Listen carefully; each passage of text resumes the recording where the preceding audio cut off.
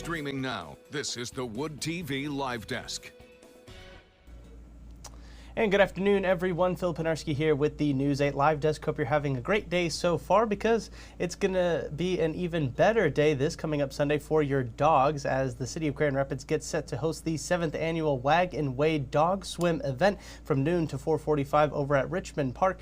Your favorite furry friend can actually cool down in the pool with you as well alongside them, along with so many other dogs really across the city of Grand Rapids. Again, this is an exciting event, and to talk all about it and give us some inside look and maybe even some pointers for those of you who have already registered, we are now being joined by the Grand Rapids Parks and Rec Director, David Marcourt. David, thank you so much for being here again. It's great to see you again. Yeah, thanks for having me, Phil. It's great to talk about this really great event. I hate to say this, but we are at the end of our pool season already, even though summer hasn't quite winded down yet. And at the end of every pool season, we open our pools up to our dog friends, our furry friends, and we're doing so again here, as you had mentioned, for the 7th year coming up this Sunday afternoon. So really looking forward to the closeout of what has been a great season and celebrating with our furry friends to close it out once more.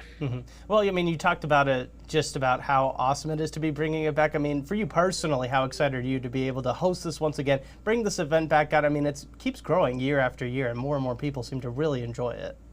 Yeah, it does keep growing. It's been very popular from the first year that we did this. Dog owners really seem to appreciate the opportunity to socialize their dogs with other dogs that they know or even don't know, for that matter. And yeah, we've just been so pleased to see this grow. The thing that I get a kick out of the most, and most of our staff here at Parks and Recreation, is quite literally seeing the smiles on these dogs' faces. They enjoy this time just as much as we do as humans, and it's a real pleasure to be able to bring this back for residents of Grand Rapids.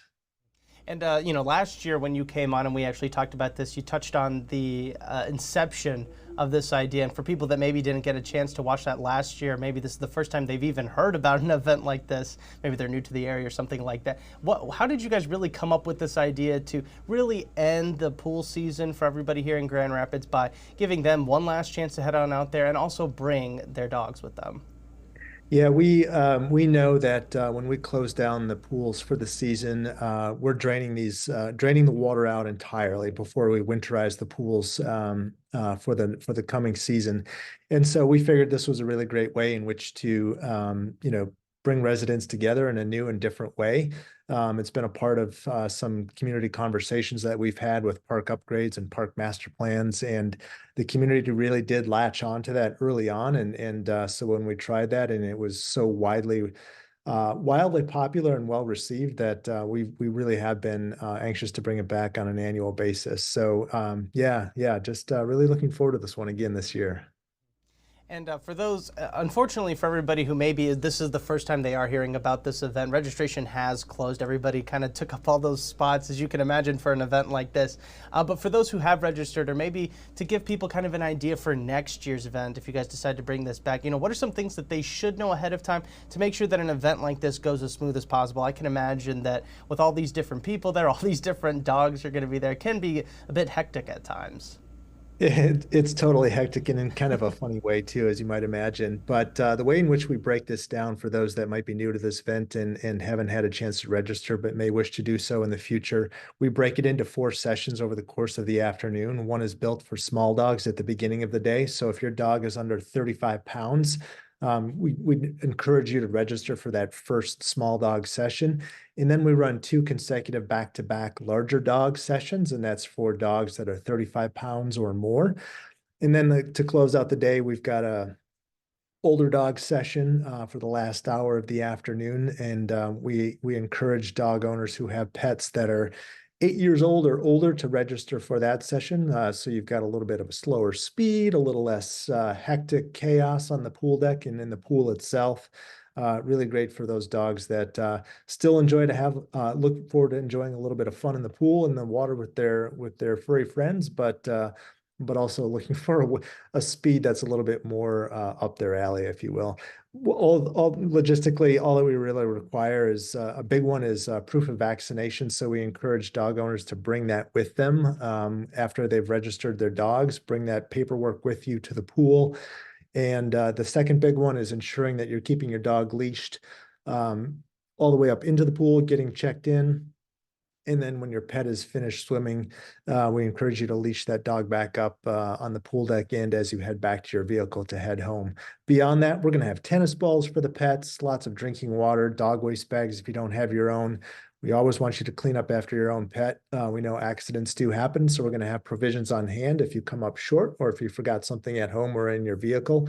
We'll be prepared to help you out and give you a hand there as well.